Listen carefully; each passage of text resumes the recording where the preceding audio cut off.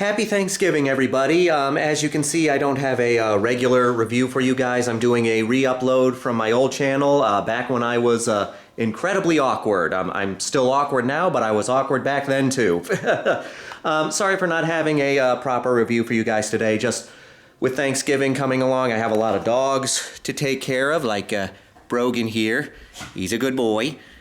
Hi. And Winnie, who's running around somewhere. Whoop, happy boy.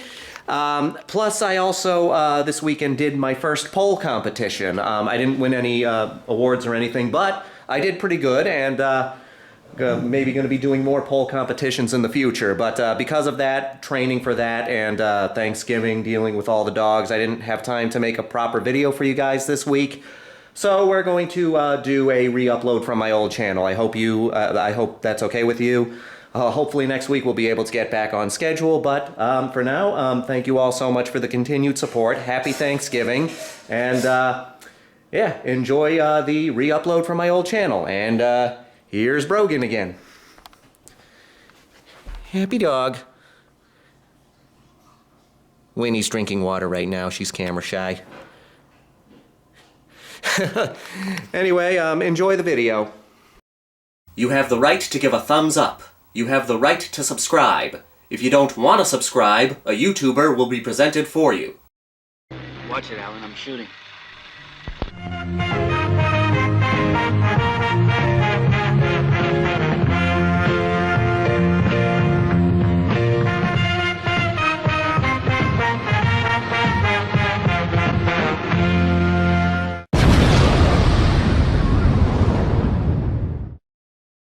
Maniac Cop. Officer! Oh, thank God it's you.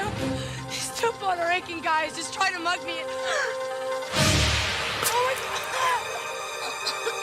God. Maniac Cop takes place in New York City. A rash of murders has been happening involving a man dressed up as a police officer. We follow two legends of the horror genre, Bruce Campbell and Tom Atkins. Why would he pick me? Your size, your description, your personnel file. He's getting his information from inside the department.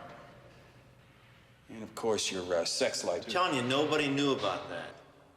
Tom plays Frank McRae. He's a detective trying to figure out who's doing these killings, and he believes that it's actually someone on the police force. Bruce Campbell plays Jack Forrest. He's an unfortunate police officer that gets framed for these murders. Frank tries to find out who the real killer is in order to clear Jack, and he starts to suspect that the killer is actually a cop who died years ago. He was my hero. Yeah, Matt believed in the old saying, shoot first and ask questions later. Maniac Cop was written and produced by Larry Cohen, who was a very underrated director. Rest in peace, man. He's the one who gave us The Stuff and Black Caesar. It was also directed by another underrated director in the horror genre, William Lustig. He's the man who gave us one of my favorite slasher films of all time, Maniac, without the cop. Maniac, you can lock your doors, but you can't lock the madman out of your mind. When it comes to slasher movies, there are three categories. The first is where the kills are the main focus, and the story doesn't really matter, it's only there to get you to the next kill. Then you have the ones where the story is important and it doesn't really focus on the kills, it focuses more on atmosphere. Then you have the ones where they focus on the story and the kills. But each category is good for its own reasons. We have good movies in all three categories. Maniac Cop is the kind of slasher that focuses more on the story, not so much on the kills. Luckily, it's a pretty good story. It seems that you automatically assumed that it was a police officer instead of some lunatic son of a bitch dressed up like a cop. He didn't kill the girl.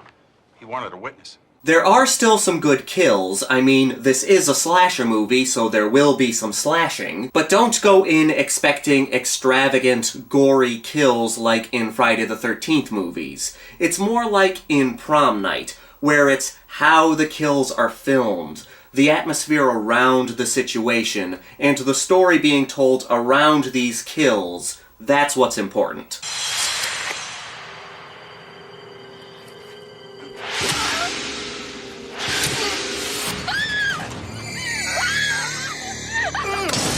This movie takes place in New York City, and I like me some New York movies. I like movies that take place in any city, but New York movies, hell yeah. Especially New York horror movies. Maniac, New York Ripper, The Driller Killer. I like them because most horror movies take place off the beaten path. In the wilderness, in a hotel, up in the mountains, stuff like that. Urban horror movies show that danger can be anywhere. Plus, I like the urban decay, especially in older movies. That, dirty, sleazy feeling that some of these movies give you. Admittedly, this movie isn't really sleazy, but it does have that urban setting.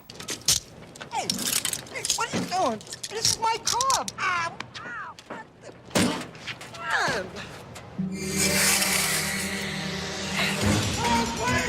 Bruce Campbell and Tom Atkins are always great. Bruce Campbell actually didn't like this movie and was just in it for the paycheck, but still, he's Bruce Campbell, and he gave it his all. And Tom Atkins is fantastic. I knew I could count on you to sensationalize it the best way.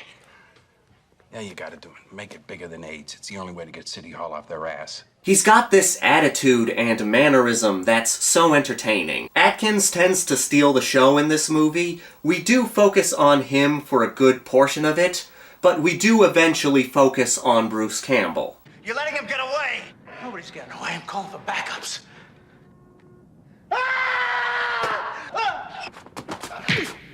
But let's talk about the Maniac cop himself. He's one of the underrated slasher villains, like the tall man from the Phantasm series, or Madman Mars from, well, Madman. He's easily overshadowed by the likes of Michael Myers and Jason Voorhees, but he is a good villain for a slasher movie.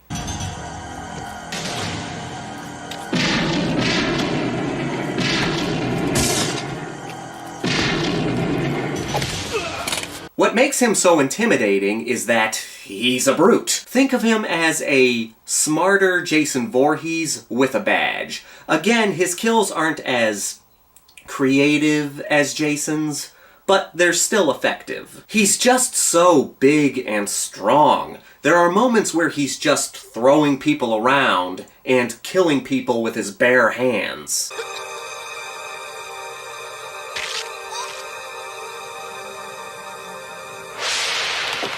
The movie has a good pace to it, and is kinda like getting 3 movies in one. The first act is a slasher movie.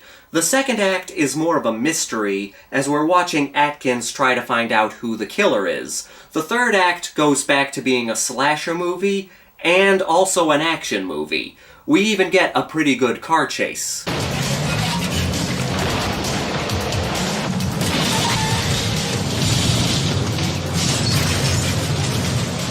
If you're a slasher fan looking for some lesser-known gems from the 80s, Maniac Cop will give you what you want. A good body count, good characters, a fantastic villain, all in New York City. Now let me ask you, what's your favorite city-based horror movie? Mine is obviously Maniac. This is your buddy Justin, here to remind you that the Grindhouse will never die. Oh crap, they found me!